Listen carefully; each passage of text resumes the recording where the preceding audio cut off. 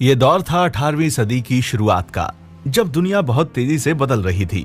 लोगों के विचार बदल रहे थे, जिंदगी जीने के मायने भी बदल रहे थे। अब कोई सिर्फ खाने पीने तक सीमित नहीं रहना चाहता था। लोग अपनी जिंदगी को आसान बनाना चाहते थे और ये यूरोप में औद्योगिक दौर था।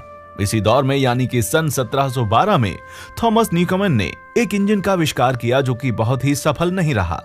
फिर 1726 में जन्मे जेम्स वॉट ने 1776 में न्यूकमन की थ्योरी पर काम करते हुए स्टीम इंजन का आविष्कार किया, जो कि हमारी दुनिया के लिए एक बहुत बड़ा बदलाव साबित हुआ।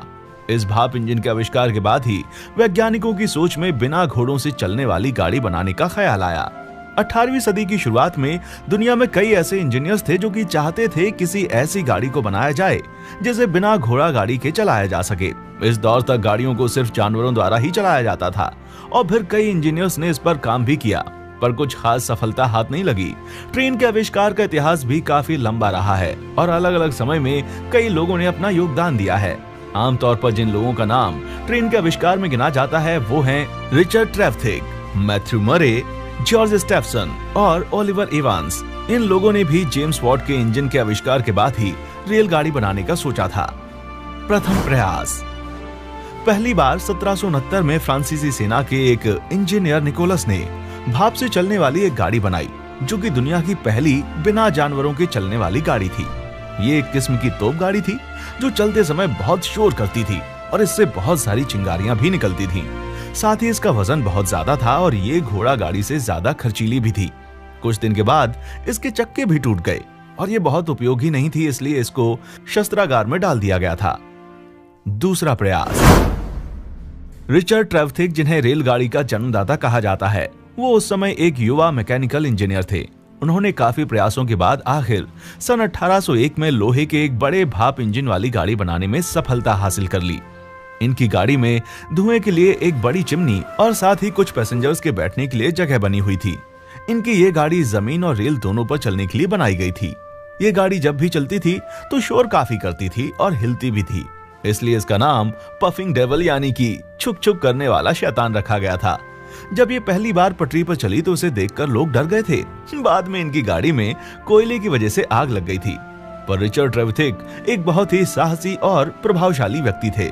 उनकी पहली गाड़ी में आग लगने के बाद उन्होंने हिम्मत नहीं हारी और फिर सन 1803 में उन्होंने दूसरी बार भाप से चलने वाली इंजन गाड़ी बनाई, जिसे उन्होंने कर्नावाल से लंदन तक की सड़कों पर चलाया। इस सफर में गाड़ी के इंजन को बुरी तरह से नुकसान हुआ। फिर रिचर्ड ट्रेवथिक ने इस भाप गाड़ी को लंबे समय तक प्रयोग में लाने के लिए सिर्फ पटरी पर ही चलाने का सोचा, जिस वजह से उन्होंने एक कंपनी से हाथ मिलाया और कर्नावाल से लंदन तक पटरियां बिछवा दी। और फिर 21 फरवरी 1804 को एक ट्रेन जिसमें 25 टन लोहा और 70 आदमी सवार थे, उसे रिचर्ड ट्रेवथिक ने खुद 4 घंटे और 5 मिनट तक चलाया था। ये दुनिया में पहला मौका था जब भाप के इंजन से इतना भारी और ज्यादा सामान खींचा गया था, पर इस समय तक रेलगाड़ी को बहुत ही खर्चीला और कम उपयोगी माना जाता था, इसलिए उस समय किसी कंपनी ने इस प्रोजेक्ट पर काम करना फायदेमंद नहीं समझा। इसलिए रिचर्ड ट्रेवथिक ने इस प्रोजेक्ट पर काम करना बंद कर दिया था। तीसरा प्रयास।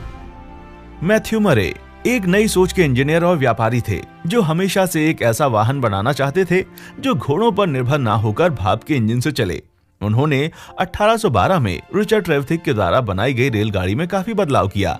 इसके भाप इंजन को नए तरीके से मॉडिफाई किया गया और फिर सन 1812 में व्यापारिक रूप से चलाने के लिए इसे पहली बार पटरी पर दौड़ाया गया। इससे पहले रिचर्ड ट्रेवथिक ने सिर्फ एक बार ही ट्रेन को पटरी पर चलाया था और मैथ्यू मरे ने पहली बार इसे व्यापार करने के लिए चलाया था।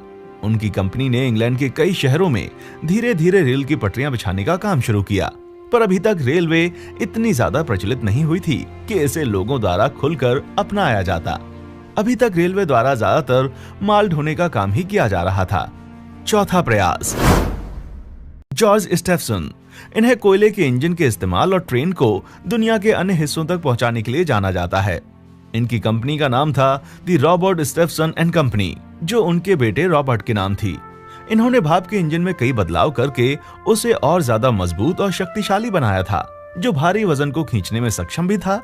27 सितंबर 1825 को भाप के इंजन से 38 डिब्बों वाली रेलगाड़ी को खींचा गया, जिसमें 600 यात्री सवार थे। इस पहली रेलगाड़ी ने लंदन से स्टॉकलैंड तक का 37 मील का सफर 14 मील प्रति घंटा की रफ्तार से तय किया था। आधिकारिक रूप से इसे ही विश्व की पहली ट्रेन कहा जाता है, जिसने पैसेंजर को एक स्थान से दूसरे स्थान तक सफर कराया था। दुनिया की इस पहली ट्रेन के भाप के इंजन का नंबर था लोकोमोशन नंबर 1। जॉर्ज स्टेफसन ने ट्रेन के आविष्कार में एक क्रांति ला दी थी। इनके कोयले के इंजन के इस्तेमाल के बाद दुनिया के अन्य देशों में इसे बनाने की होड़ लग गई थी। ओलिवर एवांस ये एक अमेरिकी इंजीनियर थे। इन्होंने भाप के इंजन में कई बदलाव किए और पहली बार हाई प्रेशर भाप के इंजन का निर्माण किया। 5वां प्रयास, रुडोल्फ डीजल। 1858 में जन्मे रुडोल्फ डीजल ने 1897 में डीजल इंजन बनाकर एक कीर्तिमान रच दिया था। उनके बनाए हुए इंजन का प्रयोग आज भी पूरी दुनिया में किया जाता है। उन्होंने 1897 में 25 हॉर्स पावर के 4 stroke single cylinder diesel engine बनाया था। इनके इस आविष्कार के बाद 1912 में रोमन शोर ने रेलवे द्वारा स्विट्जरलैंड में पहली बार डीजल इंजन से रेलगाड़ी चलाई गई थी। भारतीय रेल का इतिहास। आज भारतीय रेल को दुनिया की टॉप 5 सबसे बड़ी रेलवे नेटवर्क में गिना जाता है, जो कि तकरीबन 15 लाख कर्मचारियों को रोजगार देती है और पूरे देश को आपस में जोड़कर रखती है। पर क्या आप जानते हैं कि भारत में पहली रेलगाड़ी कहां चली थी? अगर नहीं तो मैं आपको बता दूं कि भारत में पहली रेलगाड़ी 16 अप्रैल 1853 को बोरीबंदर से थाने तक 35 किलोमीटर तक चलाई गई थी। उस वक्त ये ट्रेन तकरीबन 20 डिब्बों की थी और इसमें 400 यात्रियों ने सफर किया था। इस रेलगाड़ी को ब्रिटेन से मंगाए गए 3 भाप के इंजन सुल्तान, साहिब और सिंधु ने खींचा था। आपको बता दें कि 1845 में कोलकाता में great Indian peninsula rail company की स्थापना हुई। इसी कंपनी ने 1850 में मुंबई से थाने तक रेल की पटरियां बिछाने का काम शुरू किया था। भारत में 1856 से भाप के इंजन बनना शुरू हुए थे और धीरे धीरे पूरे देश में पटरियां बिछाने का काम भी शुरू हुआ। हालांकि पूरे देश में पटरियां बिछाना कोई आसान काम नहीं था। इसे बहुत सी जगह रोकने के लिए आंदोलन भी किया गया, पर ब्रिटिश सरकार की क्रूरता के आगे किसी की नहीं चलती थी। दोस्तों, अगर आपको ये वीडियो पसंद आई हो तो इसे लाइक जरूर करें और अपने किसी एक दोस्त को शेयर भी कर दें। और ऐसे ही नॉलेजेबल वीडियोस को देखने के लिए हमारे चैनल को सब्सक्राइब जरूर करें।